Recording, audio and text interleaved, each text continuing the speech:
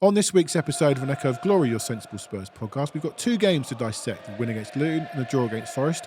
We welcome back Jamie Brown from Daily Hotspur to the studio. Good to see him again. And we talk to Daniel Storey, Nottingham Forest fan, looking ahead to Sunday's game.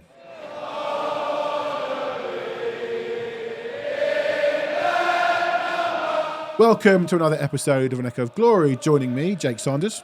Good morning. Good morning. Afternoon. Morning. Morning. And welcome back, Jamie Brown. Good morning. Good morning. He knows what time of day it is. Jamie, we haven't seen you for a while. Yes. I look back, November, which Yeah, it was just after Chelsea, which we Yeah. talk about a lot on here, following the Wolves defeat and prior to Villa. So we're in that sort of, we're like we call the post-Chelsea period. Are we ever going to get to a stage where we don't mention that Chelsea game? Hopefully after we beat 4 years them. down the line. Remember that Chelsea game? We could have won the league that year. I just wanted to get your overall, not just on the last two games that we're going to talk about today, but just where are you with Ange and Spurs? I still think, 100% he's the right guy. I think that obviously, I still think a very exciting project. But at the moment, I think we're kind of coming under a little bit of a difficult period. I think there's a bit of kind of maybe a slight misunderstanding of what he wants from the players. I think that I certainly noticed that in the West Ham game. Like maybe, I think Kulusevski was maybe one of them at the moment who's kind of struggling to understand his role in the team. Yeah. The wing backs as well, I don't think they've been quite as effective. So I still think we're in that kind of adapting period at the moment. And I think that's to be fully expected. We've seen that with all the top managers in their first couple of their first season, that it took them time. So I think that's kind of what we're expecting at the moment. And I think there's certainly lots of areas to upgrade in this team as well. So, once that's done, I think there's, we're going to be on a really exciting path under Ange. But for now, it's a little bit difficult. It's all hit and miss each week. And but as I said, definitely on the right path at the moment. So with that, you run the Daily Hotspur site, so you see Yes. you post a lot. I don't know if you read all the comments, but you must see you get a lot of traffic, a lot of traction, a lot of comments. Do you think it's right and fair that people, yes, we're in year one, but we're sort of 8 months in, are right to criticise, maybe the wrong word? I'm one of those people that does it myself, who just can see a little, for me, the 2 clean sheets in 21, that are right to be a little bit frustrated. I know you can always caveat that with, we are in this start of this journey. Yeah. But, 100%. I think as well, as Spurs fans, there's been many false dawns. I think I could have, first 8 months under Antonio Conte, I would have been saying exactly the same. Yeah. We're on the right path. I think we're going to be brilliant under him. So I think I do have those, when there is like an area that I'm not happy with, I will be, heavily critical of it. I think last night, in terms of the lineup, I was a bit disappointed with some of, maybe the two forwards that started in Johnson and Werner. I wouldn't have had them. I think the midfield, I would have had Sarr in there as well. So there's definitely areas where you can criticise the manager for sure. But as I said, I still think there's players that need to be added to this team. Depth as well. I think that's something that we're still missing as well. So as I said, there's still some way to go under Ange, and I think there can be criticisms of him. But mostly for me, I just think it's very positive. I know your thoughts, Jake, so I don't need to Good summary. It was a good summary. I think we're all on that. But I think it's right. And a lot of people get stick. Again, last night, you can't criticise Ange, you're only 8 months in. No, you can. We need to find that middle ground, sort of, Yeah. where, you can criticise but still be content with what's going on. Yeah. I think that's I think that's where I'm at. I think we're frustrated right now. The whole fan base seems quite frustrated. The league table, looks fine. I know. But is it not wrong to be frustrated? Because if you'd said at the end of the last season, it would be fifth with 57. It doesn't work like that, does it? No. It doesn't, I think those first 10 games or so definitely kind of raised expectations to. So that were they a definitely bad not helped thing? him. Well, getting 26 points in the first 10 games, you've got to say that not getting in the top four would be, I don't know about a failure, but disappointing, I'd say. 26 is a lot of points.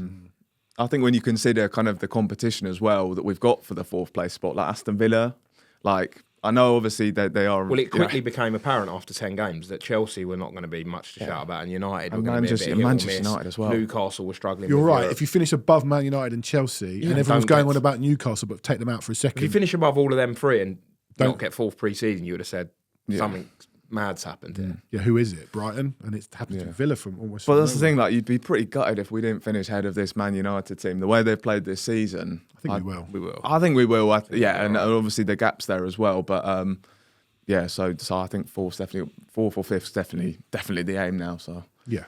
All right, a little bit of club news. Just for the other teams, the 21s won 3-1 at Aston Villa in the League Cup quarter-final on Tuesday night as we were playing West Ham. Santiago, Donnelly and Lancashire scoring, so they're into the semi-final. Not sure who they're playing. Draw may have been made. Should have done my research. But did you not just say Leicester? No, sorry, I thought we were talking about the women. Which because I said, the women are playing Leicester as well. No, sorry. No, fine, yeah. No game for the under-18s or the women. The women were due to play, I think, Chelsea, but they were in the League Cup final, which they lost to Arsenal. And the women, they don't play again till the 14th. It's an international week this week. They play Leicester in that FA Cup. Have they sold a lot of tickets for that? Do we know? Don't know. Certainly sold 5 in my house. 4 for me and 1 for my dad. Surely it should be, the first team playing on Saturday, right? At Newcastle, it should be quite a decent. I think there'll be probably the biggest game in their history, no? Surely. Yeah, without doubt. Yeah. So the FA Cup final would be. They should be beating Leicester. Leicester are quite a few places below. Yeah, it's a really good draw. And just before we came on air, and I'm just going to mention this, the club announced their accounts for the last year. I'm not a forensic accountant, so I'm not going to go into it because I'd make myself look stupid.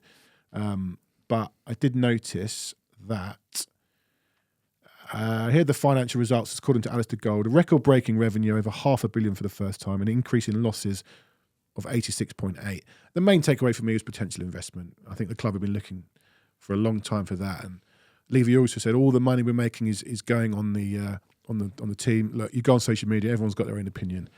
I'm not going to go there. I think next week we might try and get someone on who can dissect those accounts properly. Because like I said, none of us are. We're just football fans, right? Not an accountant. Just backhand. Me. No, just backhand. Daniel. Yeah, just backhand.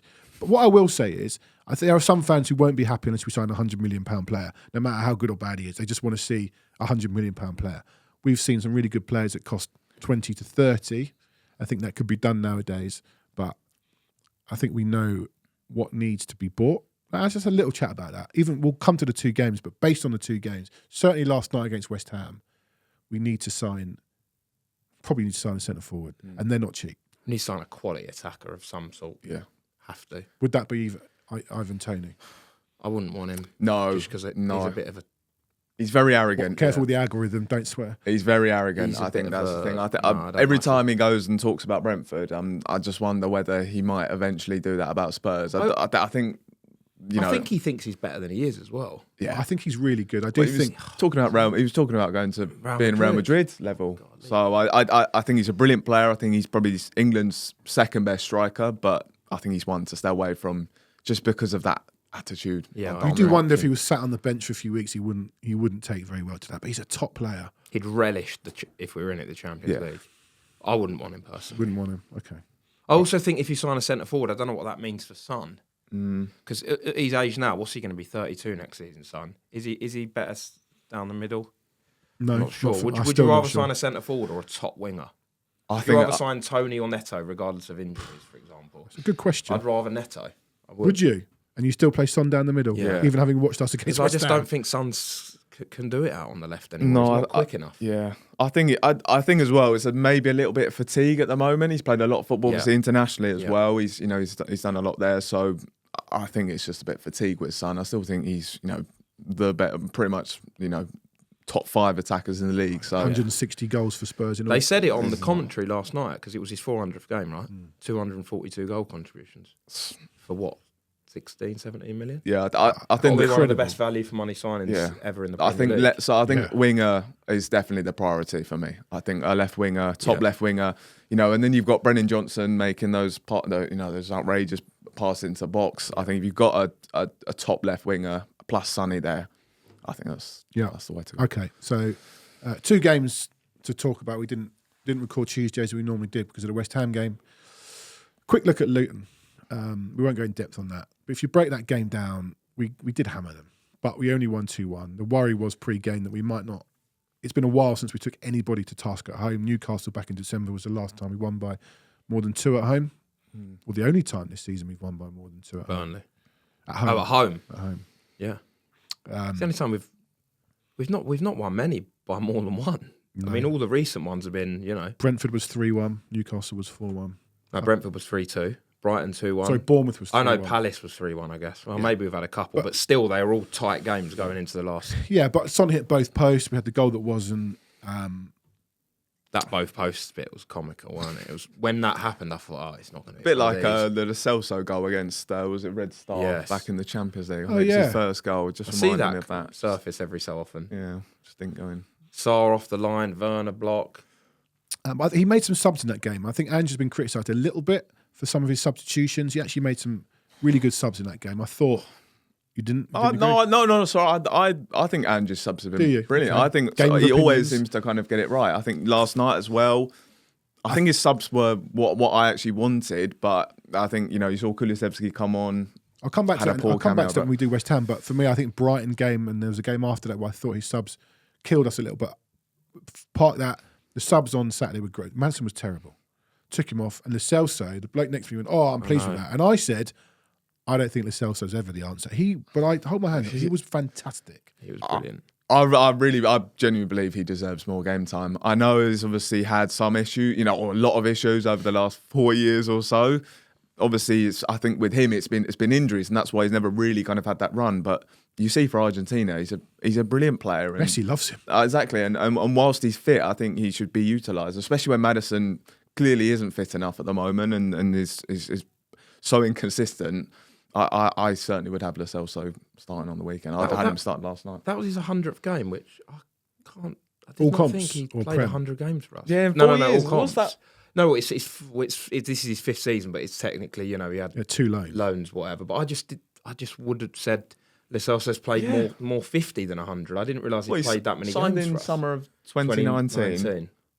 So, yeah. I mean, not because of the time he's been here. 100 games in 5 years is not a lot, but I just can't recall him in the last 3 years. I can't really recall him playing much football at all. I was watching the game yesterday, and he did what he does a lot, which is take 12 touches to do what some people might take 2. And I said to the bloke I was working with, I went, "Oh, if my son ever says to me, 'Dad, what was Lo Celso like?' And I will say, he took 84 touches to, do what most people would take 2. And the bloke said to me, 'Is your son ever going to ask you what Lo Celso was like for Spurs?' I was like, no, probably not, but there's such a good player there. And he was so good when he came on against Luton. But I just think it's never going to change with him. He's probably going to be one that goes. Yeah, he probably will go. I think he will end up going in the summer, maybe roughly so. But I think for now, whilst we've got him, whilst he's fit and we know he's a good player, and whilst we're missing a creative hub in the middle, I really think we should be giving him more minutes. I agree. Do you know what? I reckon this is the first time ever since we've had him. But on about 65 minutes, just going back to last night, I said to my friend, I think this game looks a bit of Lo Celso. They were really tight and compact, and someone to play that little, ball through the lines and that nice ball into the box. And I think that's the first time I've ever said I'd really bring Lo Celso on. The big issue with Lo Celso is I don't think he's a player that can get past like 65 minutes, and that's probably why you would want to sell him and upgrade. But, not just 65 minutes, Jamie, but consistent starts. Yeah.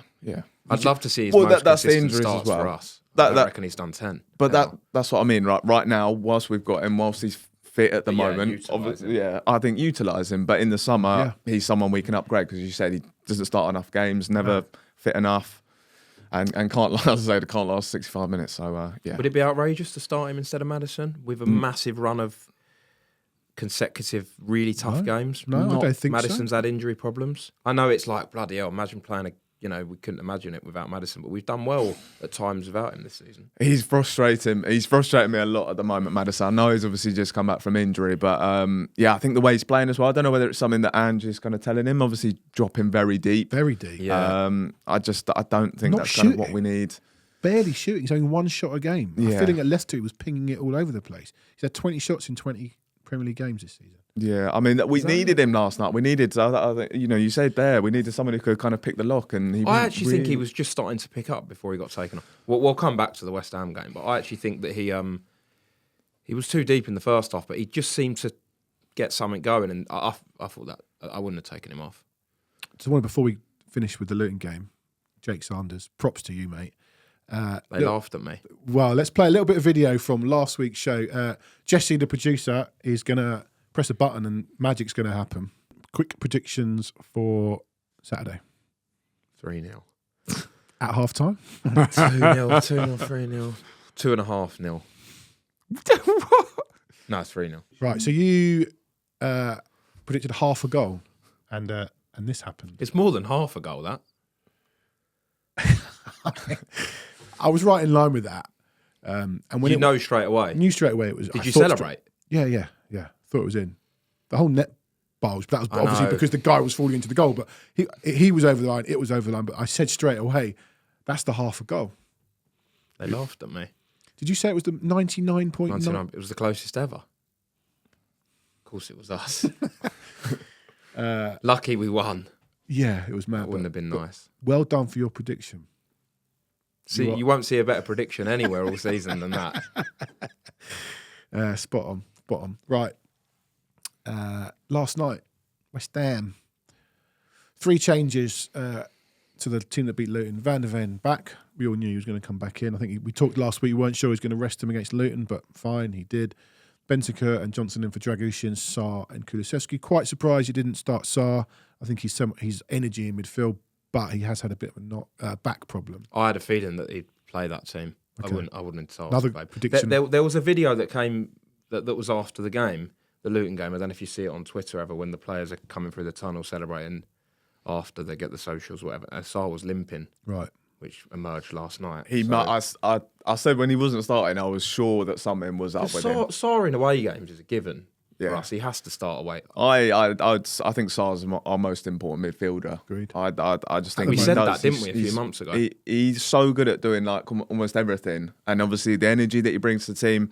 I just think he's a very unique player. Yeah. So I was a bit bemused by why he wasn't starting yesterday, but there must have been I think there must have been an issue. So. Remember that stat I gave you about Maddison? It was nonsense. I had the wrong filter.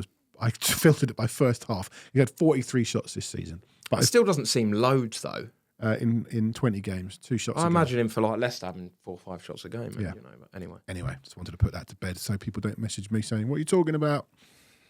Really good start, lovely goal, kind of a goal that we'd been seeing. Bentancur was brilliant, broke the lines. Udogie, we had 3 or 4 men in between West Ham's lines, out to Werner, cross Johnson. It's exactly the same goal that he missed for the half a goal. He was in the same spot.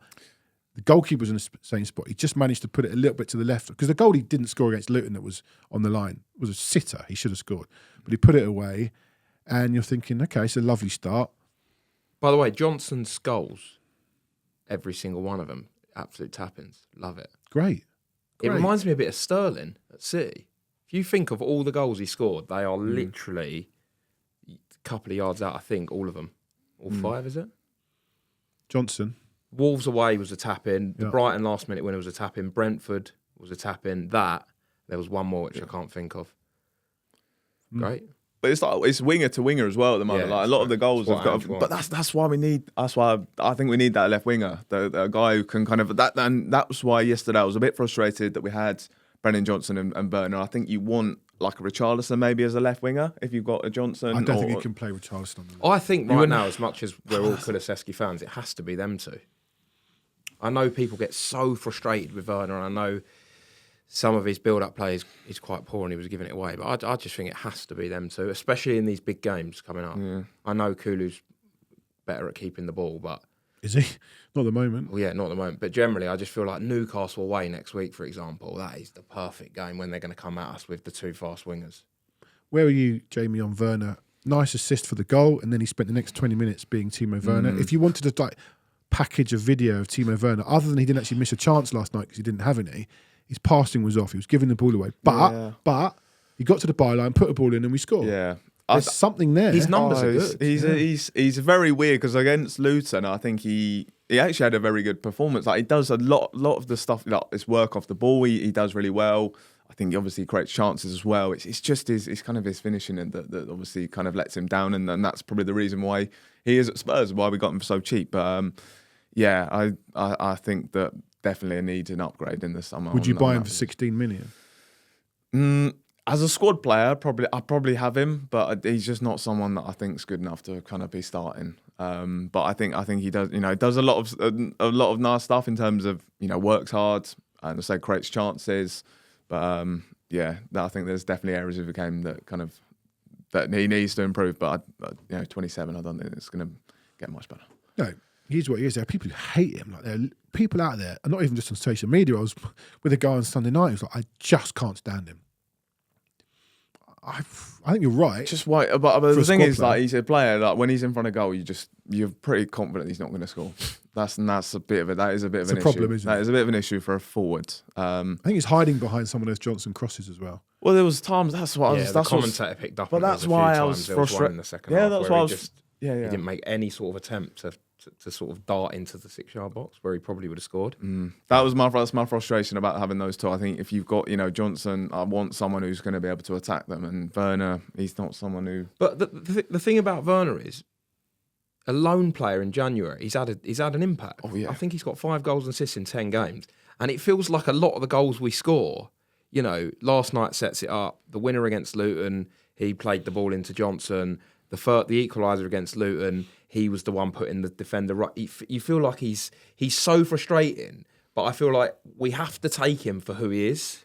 You have to accept that you're going to get the nonsense. You're going to get the chance against Palace where he goes round the keeper, the miss against Luton, Fulham, he missed a sitter. Yeah. The Fulham one was awful. I think, I understand why people get frustrated by him, but I just think for 16 million, you're not going to get. But valuable. He should be back up to another left just winger. A squad player. No, but to another, Yeah, I'm happy for him to start games, but right now you don't want Werner starting every week. This many games. I think off the bench he'd be a really useful asset, and that's why for 60 million, as we said, a squad player, I think it's good value. But as I keep saying, like left wing is definitely an area where we need to go big in the summer. So do you know what I think we need to sign in the summer? A set piece coach. Because they got rid of Via. Apparently, Ange doesn't believe in set-piece coaches. He's given it to Jedinak and Ryan Mason, dealing with them. They're not specialist set-piece coaches. All you need to do is look down the road and see what... I was just about to say. I know we hate referencing them, but they're the best set-piece team in the league by a mile. Defensively, against City. Someone said to me last night, you see how easy it was for West Ham to score. How many corners did Man City have against Arsenal on Sunday? And you did not think they were going to score any of them. They were so solid. It's a huge part of the game now. Did we not pick up under VO? Like the start of was it last season under Conte? I'm sure there was like a stat where we scored. It was with Perisic. Yeah, I'm sure. It was Perisic and Kane flicking on, and Perisic flicked a few on. It was we scored loads. We had the one. I remember the first one was at Chelsea, and then it got highlighted, didn't it? It's such a key part of the game. Arsenal, again, sorry to bring them up. They got Declan Rice taking corners. Oh, they went away to this training camp in wherever they went in the winter and come back, and they're ruthless from set pieces. City have conceded 2 goals from set pieces. It's so important now. Yeah.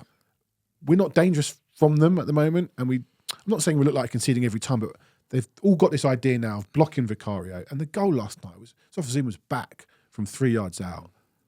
But we all knew it was going to happen. If you said to a Spurs fan, how are you going to concede against West Ham? It's going to be a set piece. Well, you've now also found the limitations of Vicario. I think like so many areas of the game that I think are brilliant. Like distribution is fantastic, shot stopper brilliant, but I think kind of defending those corners, he's not very commanding in his area. To be fair, he came for a few really well. He did well in the one end. In stoppage time last night, and I don't think he could have done anything about the goal, West Ham's goal yesterday. No, he needs support. Someone needs to be blocking. Shocking defending. We're also not a very big side. No. Outside the centre backs, Adogi was quite good last night from defensive corners, but we missed Kane massively from set pieces. We had no Richarlison on the pitch. Who else is, Bentancur maybe? I mean, Dragusin probably the one. I know that was one of the things when we signed him, like aerially, he was, people were talking up a lot. So, yeah, I mean, maybe that's one to kind of look at as utilising him a bit more. But yeah, how do you get him in the team? So you can't really. Exactly. So it was a simple West Ham goal, and then after that, it was pretty flat for nothing happened. Nothing happened, and there's a divide between fans who think we played well and fans who didn't. I'm very much that we did okay, and that would you have taken a point? Would you have taken a point before kickoff? No. You saying no? You wouldn't have taken. No, a point? I thought you were shaking your head. I would have. 100% taken a point. Only if we beat Forest. So 7 points. 7 or 9. Yeah. 100%. Yeah. I just think West Ham, I know it's a bit of a us mentality, but West Ham under the lights, we've come unstuck there so much. And the difference between, I feel like the difference between losing and a draw is worth more than a point, because it's the momentum and you don't need the negativity of losing to West Ham again. And Ange said after Fulham, he saw a positive response. That was our last away game. I remember I was saying to my friend that that I wouldn't even be that annoyed about losing the point. It's more the feeling, we're back on we won Saturday and, we got hopefully a nice game on Sunday going into a really tough run of fixtures. We don't need another loss, and it would have just, the away form's been quite sticky anyway. So I think the caveat of it being West Ham is quite important, because they're always a team we struggle against. They're always, when we go away there, that's always a game we do struggle in. And it's also quite a good West Ham team as well. At home, especially. No, I think that, Bowen's a really top player. Obviously, his numbers are fantastic season. Kudus is doing really well. Paquetá. You could argue their front three was better than our front three. Top front three. We kept them very quiet. But also as a way, they're structurally they're a good team as well. We knew they were going to frustrate us, and they did exactly that. I think maybe at times we might have played into the hands a little bit, but we knew they were going to sit deep, and so I think there's definitely a lot of context to that game. So a point. So. I feel like you were saying some fans feel like we played well and some didn't. I'm not speaking for one or another type of fans, but I feel like when you have a lot of the ball, you can feel like you're playing better than you are, because we were in complete control of that game, and after a bad start to the second half, from about the 60th minute until pretty much the rest of the game, apart from that one Antonio chance, which should have been a foul anyway, we were in control, and it felt like we were doing the same thing. We were trying to get it out to the right to Porro or Johnson, smack a crossover and it come back, and then it felt like it was the same pattern for about half an hour. I think the frustration is, other than the Udogie chance right at the end, which was on his wrong foot, had it fallen to anyone else, it might have gone in. Didn't create anything, and that's the frustration. Yeah, I mean, I think someone was saying in one of the WhatsApp groups I was in, we didn't take our chances, but I just didn't feel like we had many. Our XG, I know people hate XG. Our XG was like 0.8, wasn't it? We didn't, and the goal was a tap in. So outside of the goal, I don't agree. One of the WhatsApp groups I'm in, a guy said, we've got to go on. We've got to be winning this game today. We should have won this game today. If you want to be doing this, that, and the other, you can't just. This is the Premier League. We're not great. West Ham have 1 in 15, 1 in 16 defeat at home. I feel like what Jamie said is the factor is West Ham. I think if that is a Palace or a Fulham or I don't know, a Leicester from last season or that kind of team, even a Brighton. But the West Ham caveat is so different to us, because I was watching that and I was thinking, if this is an Aston Villa or a Newcastle when they're out of their problems, or a similar sort of level, United or even they go and win that game last night.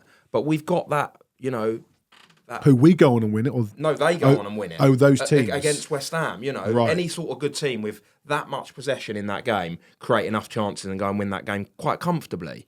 As I say, even like a Brighton, but with us, it's that West Ham thing, and we're always a bit worried about losing the game. Not. I don't think a team in our position that wouldn't be us would take a point at West Ham last night. No way. This is why we're always going to be kind of on the back foot in terms of when we're going for the title, when we're going for top four. Because we've got this certain game. We'll have it in a few weeks with Chelsea. Yeah, it'll be the same thing. We'll probably take a point at Chelsea, although they're 12th. Like Aston Villa went to West Ham recently, and I think they were probably lucky to come out with a point. But it's such a different fixture for them. It's just completely different fixture. It's just a normal game for us. And unfortunately, we'll probably never get rid of that. No, because whatever moment West Ham are in, and to be fair, the atmosphere seemed quite flat from the telly last night. There was a period where you could, hear a pin drop, but it's just West Ham, isn't it? It's the same. It's just always going to be like that. What do you make of Moyes came out and said we knew how Spurs were going to play? Something that Marco Silva said, something that Gary Neal said. But at the same time, you know how Liverpool are going to play. At the moment, you know how Arsenal are going to play Liverpool. Is that a compliment? I mean, I know how West Ham are going to play, and it's rubbish. Well, do you know what? At the moment, I'd actually say I prefer us playing against those teams that actually come at us, because we just seem to play so much better against them. I think the whole thing about, I think a lot of teams always, the bigger teams always moan about low blocks and struggling to break them down. But I think every team seems to do that. And yesterday I think West Ham played really well in terms of how they wanted to play. They sat really deep, frustrated us, no space at all. So we've got to work on that. Did you feel like we were going to win that game in the last half an hour? No, I thought we could. I was, and I'm a pessimist, as you know. didn't But feel the West way Ham. the pattern of the game was going, it felt like it was so samey. And I have to say, I thought we were going to not... nick it. I did. And I had a feeling West Ham weren't. West Ham was sort of just stopped. I know they had a little flurry in the last 5 minutes. The game just got stretched for a bit. Yeah, I thought we would. I always have this belief that one will drop to Son. Yeah, I just about to say that's what you hope. You just hope that there was a half a chance for Son where we played that nice tiki-taka football and it came to him. If his touch was good, I'm convinced he would have swept that in with his left foot, but his touch was... Fabianski's played in both games, hasn't he, this season against us, and we haven't really troubled him. I hate playing against ex-Arsenal keepers. I hate it. To be fair, he didn't have a save. No, he didn't have a save to make in the first game. All right, positives. Give me one positive from last night. One positive. There must be one. I think Van der Ven being back, I think he did look really good again. Like there was times when just his recovery speed is obviously so important for us when we're playing so high up the pitch. So I think having him back is definitely a Rolls Royce, isn't it? Definitely a big thing. Yeah, he's unbelievable. I think that was the first time that we've played against Mikel Antonio where we've ever looked so comfortable. I know he could have scored, and I know Van der Ven mucked up a bit, but that is the first time where I've really thought I wasn't worried about him because he's caused us so many problems on the counter. Yeah. And Van der Ven he couldn't cope with the pace. He was stronger than him, and he was just, For me, I thought Basuma was better. Is that because he was so bad recently? Yeah, but he was better, so you could only go upwards from there. It was a better performance. And Bentancur, I thought he was better than he had been. I know he said he'd been playing with a broken toe, but I thought he was better. But like you said, I'd have started with Sarr. Again, he might have been injured, but I just think he's young. His energy is great. I think in away games we miss him when he's not playing. Yeah, big time. Negative, Son as the 9. We talked about that ad nauseum on here. Is he, isn't he? We need number 9. But for me, it was the subs. He took Maddison off rightly, and Andrew said on numerous occasions, well, he hasn't actually said it. The ex-Ange players we've spoken to and journalists you speak to, there's no favouritism. There's no pecking order. If you're playing well, you play. I just thought last night, for the first time, when he took Maddison off and brought Kulu on, I thought there was a little bit of favouritism there over Lascelles, who had a brilliant game against Luton. Just brought him on for the sake of it. Almost. I just felt it was more of I prefer you a little bit. Yeah. I trust you maybe a little bit more. Maybe it's because Gio's going to go in the summer and this is Kulu isn't.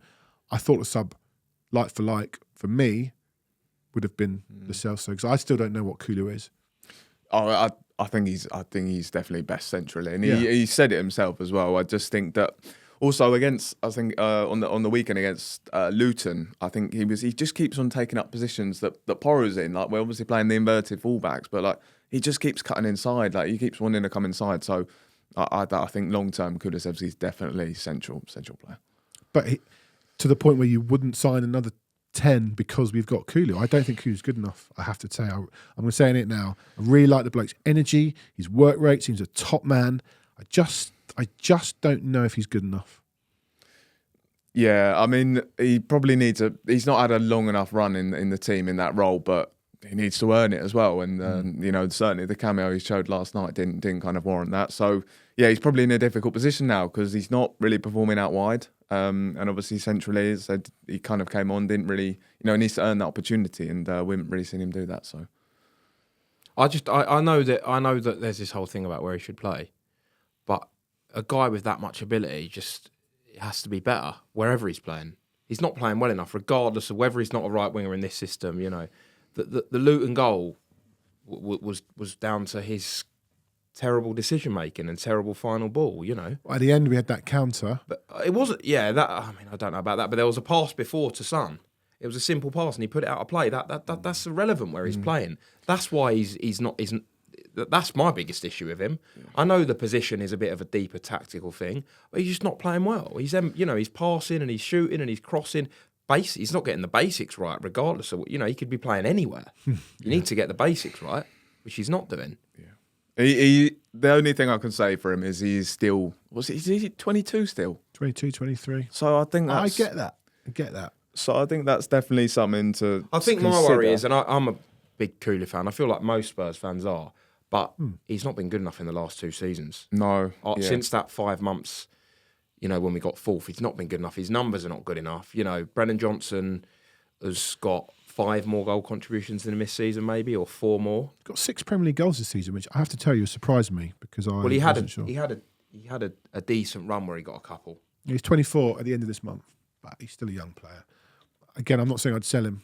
Just a bit like Johnson for me, when he came in, wanted to see a little bit more, and he's absolutely stepped up. He's been absolutely brilliant. Just maybe a little bit more from Kulu. Right.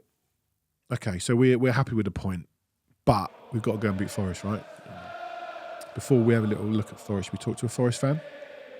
Let's do that right now.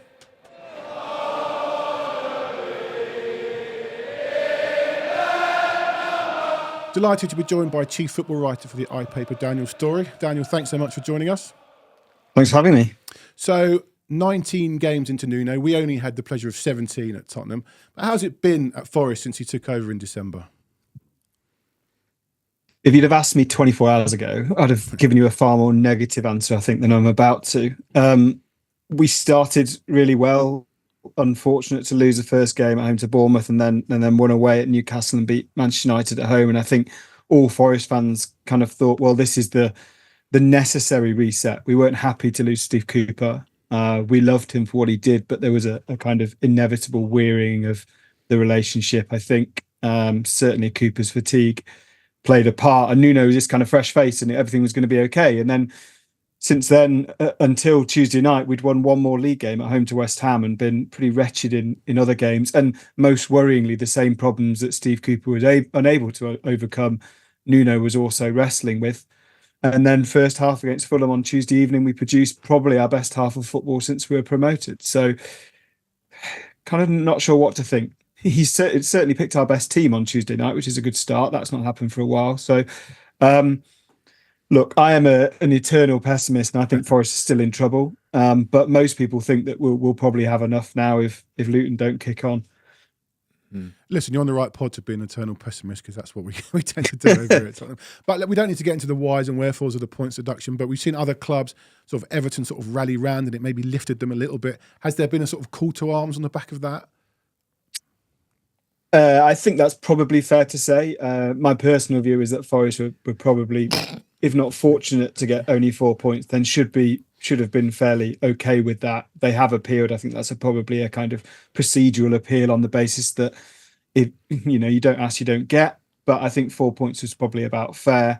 It was interesting last night before the game. One of our fan bodies, Forza Garibaldi, who organised all the tifos, this kind of massive kind of tifo across the Trent end that kind of just said, "Shut out the noise and play your game," with a picture of Morgan Gibbs White with his fingers in his ears, and it was genuinely that first half. I mean, I'm probably being hyperbolic and recency bias, etc., but it's the best half I can remember from a Forest player that I've seen in my lifetime. That first half, he was doing everything. He got a goal and assist. He should have had 4 assists, but we missed chances like nobody's business. But yeah, that was the first time last night where I've kind of, it was almost as the players thought, right, we've just got to reset here. We've got to get ourselves out of trouble. The squad is good enough if everybody's fit and if everybody's firing. It is a better squad than Luton's, but Luton until now have seemed to have more fight about it. Yeah, Dan, one thing we kind of all agreed off air was how strong your attack is at the moment. Obviously, you mentioned there one of the guys, Morgan Gibbs White. Obviously, Elanga's another one. Chris Wood in great form as well. Hudson-Odoi. Do you feel like you should be higher up the table with that attack? Yeah, and we've been missing Taiwo Awoniyi for most of the season. And if you'd have said to Forest fans he would only play or only start 12 to 15 games, then we'd have all really worried. But Chris Wood has scored 8 in his last 9. He has been everything that I thought he couldn't be again. And I worried for Forest when they signed him. I was totally wrong. I've never been more glad to be wrong. And yeah, that attack it's raw at times. Anthony Elanga and Hudson-Odoi can be quite raw. We miss a lot of chances. One of the big frustrations about Nuno is that he's been, until last night, he's been picking Divock Origi on the left wing, which just hasn't worked at all. And I hope that's the end of that overly extended experiment. But yeah, Nuno is determined to pick an attacking team. It's a team with all 4 of those players in it that you mentioned, which for a team at the bottom of the league is kind of unusual. Yes, it's a better attack than 17th place in the Premier League, no doubt. But our problems are in defence and have been all season. Yeah, I was going to mention that. You talk about going forward. Matt Sells has come in, done okay. Obviously, you've had maybe 3 goalkeepers this season, been a real problem. Have they now sorted that, or is it too early to tell? It will be sales until the end of the season now. Matt Turner got booked against Fulham last night for kind of cheering and whipping up the crowd. So he's kind of taken to that role, which I'm glad about because I think it's probably his only one for the rest of the season. The Greek goalkeeper we signed was worse than Matt Turner. We've been a shambles in terms of our goalkeeping recruitment. And if we do stay up, we've got very lucky to have managed to get Matt Sells in January for a cheap fee. It's not all on the goalkeeper. They're badly protected. The defence has changed and shifted so much this season. You've got players like Steve Cook and Joe Worrell and Scott McKenna who have played this season and aren't even at the club anymore. We've got Felipe, who is the experienced defender but can't play twice a week. We've got Murillo, who is this kind of burgeoning passing defender and will be brilliant, but he's only 21, 22. We've got Andrew Daily, who's again a young defender. They make mistakes, and we can't defend set pieces for Toffee. We were brilliant against Fulham last night, but we still conceded a set piece goal, and they still hit the underside of the bar from another. That's 20, cannot defend 20 corners. for the season, I think, which is the most in the league. Yeah, I mean, if you just get James Maddison to beat the first man with an in-swinging corner, you've got a chance. I'll say that. As a pessimistic Spurs fan, you talking about these defensive problems means that you can only be keeping a clean sheet on Sunday. But what I want to ask you is, apart from Nuno, the obvious Spurs-Forest connection is Brendan Johnson, who's been in really good form recently. He's been under quite a bit of stick this season. He's obviously cost quite a lot of money, but he's really got going in the last sort of month or so. What have you sort of made of him from someone that's watched him for quite a while, and how good do you think he can be? Because he's obviously still really young and he's still sort of finding his feet at Spurs. Yeah, he came through as this kind of speedy finisher. He scored loads of goals at Lincoln on loan, and he now seems to have turned into this kind of adept wide forward who gets into positions to end the chance rather than remaining in those positions all the time. And I think that's really positive for him. I'm not surprised that he started slowly at Spurs. He'd been at Forest all his career other than loan moves. People forget how little top flight football he's played. Last season was his first ever top flight season. He'd only had one full season in the Championship before that. Such a fast rise through to Big Six football.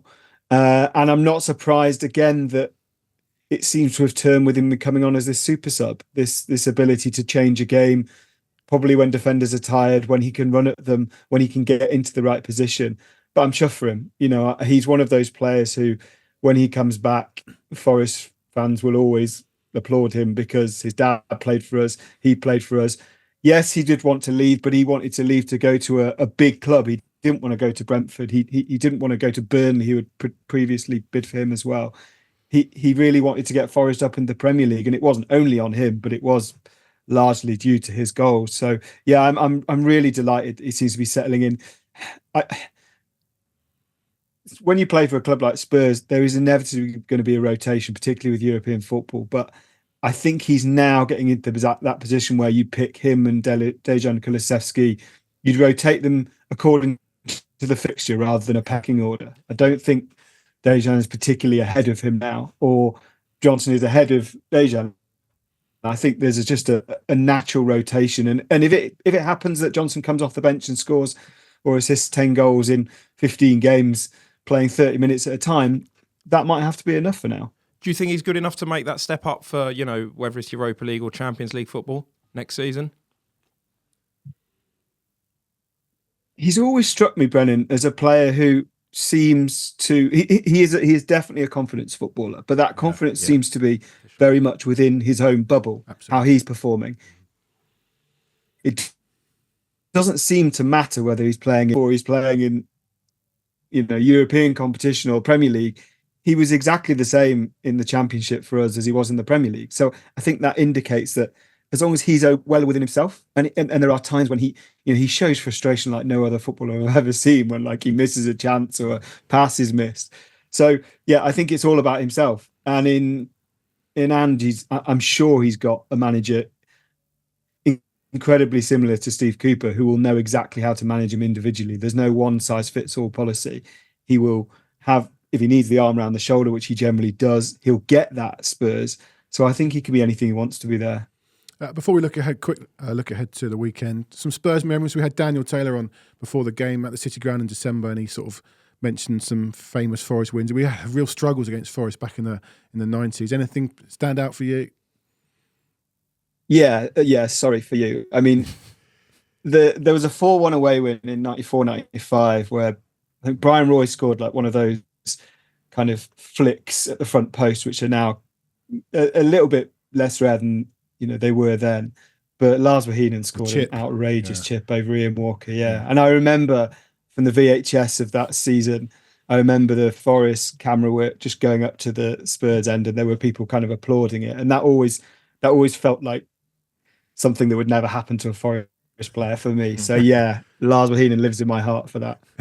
And Sunday, you talked about Forest not keeping clean sheets. We're not keeping clean sheets, so I think there'll be goals. But a prediction from you? It's a free swing now for Forest. That is the thing after Fulham, which I think makes us dangerous. We played away at Newcastle in exactly the same way and won 3-1 there. I don't think we'll get anything, but I think if we score first, we will be better at defending that lead than Luton were against you. So the last 5 teams to score first have all lost against us at home. Whoa. That's a shame. You've given me even less confidence than I had already. No, I think you'll win. But I think after Tuesday, this isn't the result that will define Forest the rest of the season. It might be for Spurs because clearly you need to win now. Daniel, thanks for joining us. Look, good luck for Sunday. I always say it. Good luck. I don't really mean it, but good luck for the rest of the season. I do hope Forest stay up a proper football club, and hopefully we can talk to you next season in the Premier League. Thanks for joining us. Fingers crossed. Thanks very much for having me. Cheers, Daniel.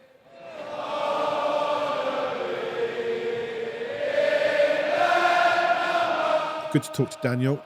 All the Forest fans always talk about good Forest wins against Spurs back in the day. He didn't mention, I don't think he mentioned Ian Wone, which they usually talk about. You're probably too young, but Ian Wone used to tear us apart every time we played Forest.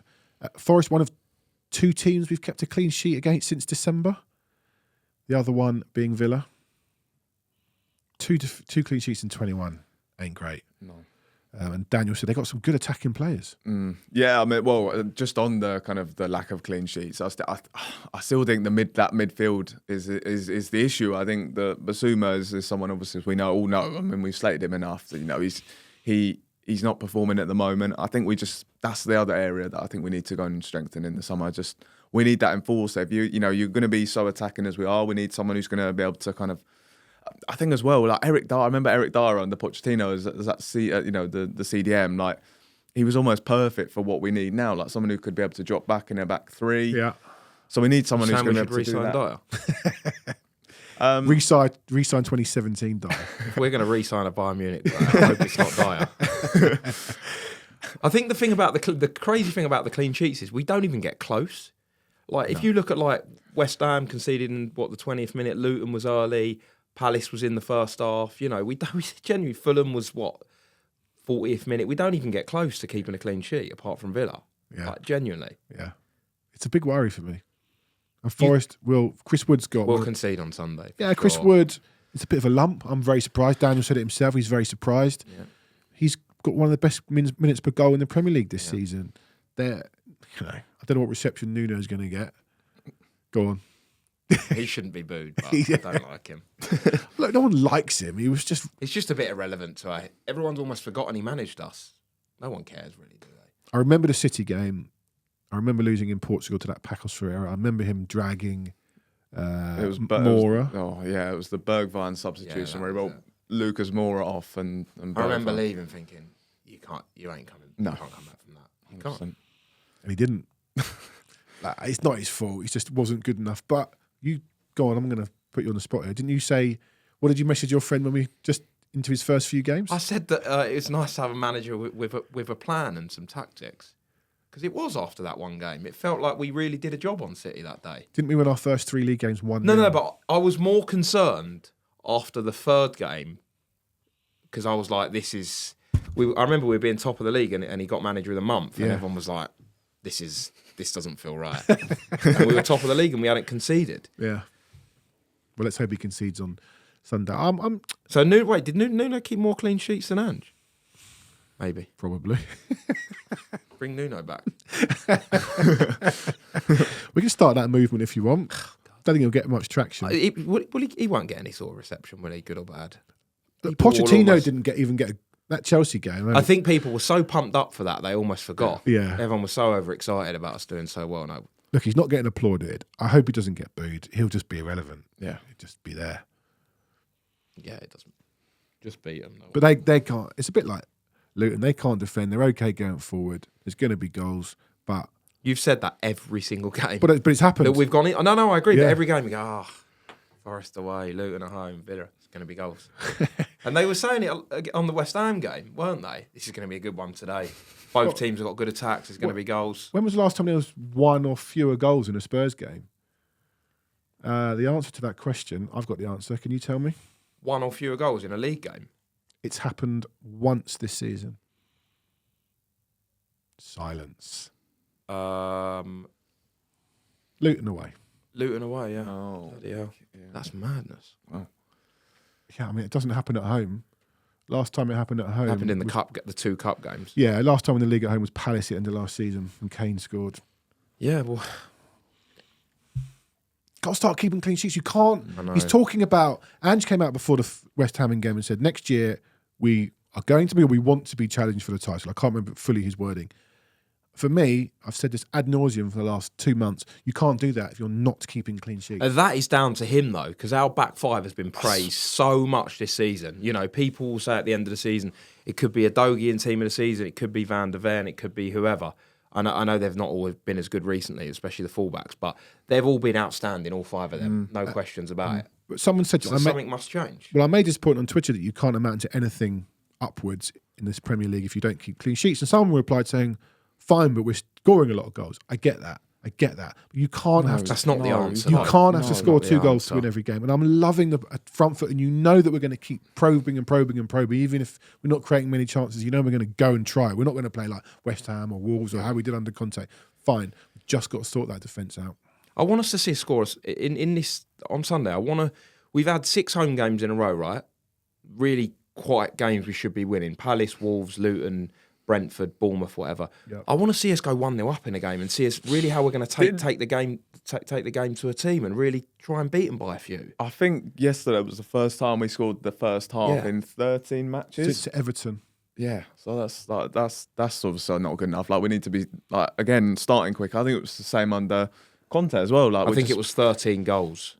It was Yeah. the 13 goals in a row Yeah, in it the second wasn't half. 13. Right. Yeah, so that obviously needs to improve as well. But yeah, just again on the defense as well. Like you just look at it, such a talented defense. Like Yeah. so something tactically is the issue. I still believe the holding midfielder is the issue at the moment, and that would drastically improve our defense if we get someone in who can play that role a bit better. But It is a bit mad how Vicario and, every week you say positive Van der Ven. We never keep a clean sheet. How much can you praise your defender? I've been, I think Romero's been really good recently. Really good. And how, Vicario's been almost perfect all season, but that's what I mean. How It's can so that be the confusing. case? It's so confusing mad. because I keep talking up to all my mates like, our defense is brilliant. Like we've got one of the best defensive pairings in the Premier League. Got probably the 2 best fullbacks. You're right. It's the protection problem. it's not down to them. It's not. How many goals have we conceded this season where you think So it's- Van der Ven should have done better there to keep? Not many. Hardly any. It must. And that's it's where just- the manager's got to come into play. We'd all be more worried if we weren't scoring and we were losing 2-0, 1-0. But we're scoring goals, so it's fine. And as you said at the top, Jamie, it's year 1, and he will probably get it sorted. And so what if he doesn't? And we're still scoring goals at the other end. Fine. This is the way we play, mate. Prediction for Sunday: 2.5, 1. 3-1. Spurs. I should go 2-1 because we never see it, but I'm going to go 3-1. Are you going? I'm at a wedding. Good. Because we go on. What's the stat? Been to 7 games, we've lost 5. And I think the 2 win. Do you know what? The 2 wins that I went to, I think, were the first 2 games, or maybe it's 8 actually, because I went to the Everton game. Been to 8, we've lost 5. Not been to 10, and we've won 9. Stay out. I'm going to Arsenal. Don't. If we beat Forest, I'm going to have to consider not going. Have a word with the club. Get your season ticket booked. I'm gonna go 2-1. I think it's It's definitely going to be a tough game. Like, I think Forest are a much better team than 17th. We spoke about the but defensively they are bottom 4. Defensively, they've got one of the worst defensive records. But I know what you mean. They could cause us. Yeah, I mean, we struggled against Luton. Like, we didn't struggle against Luton. No, we didn't struggle against Luton. But the scoreline suggested we struggled. Yeah, I always felt like we were winning that game. I do feel someone's due a hiding at home. I don't know. I just do we have it in us to really dispatch of a team at the moment? I just think that there's too many concerns in the attack at the moment, and obviously a reluctance to play certain players like Lo Celso, who might aid that. But yeah, I don't see us ever dispatching of a team. So I think it's going to be a close game. 2-1, you're saying. 2-1. We could give Arsenal a hiding. That would be nice, wouldn't it? I'm gonna do it. I'm gonna say we're gonna beat Forest 4-1. No. 4. Yeah. Where are the goals coming from? Brennan Johnson. He's definitely going to score, isn't he? Johnson 2, Son 1, and you've done a complete Benson Johnson U-turn. No, do you know someone? No, I'm joking. He's been brilliant. Please, he's say been it. brilliant. And someone else said this to me recently after the Luton game. Someone messaged me saying, "Well, how was Johnson today?" He was great. He was great. I'm big enough and ugly enough and old enough. You never hammered him. You just said, "I don't really understand." You know, I was more supportive, but you weren't hammering him. You just said, I was the same. I really wanted him to do well, but he looked a bit like he looked lost for a few months. Yeah.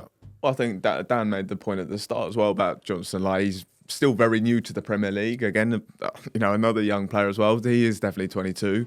So, yeah, I think it was always going to take a bit of time. And I think he almost seems like the perfect Ange winger at the moment. Yeah, like, he does. Just the way he just is playing. Like, I spoke about the combinations between the wingers.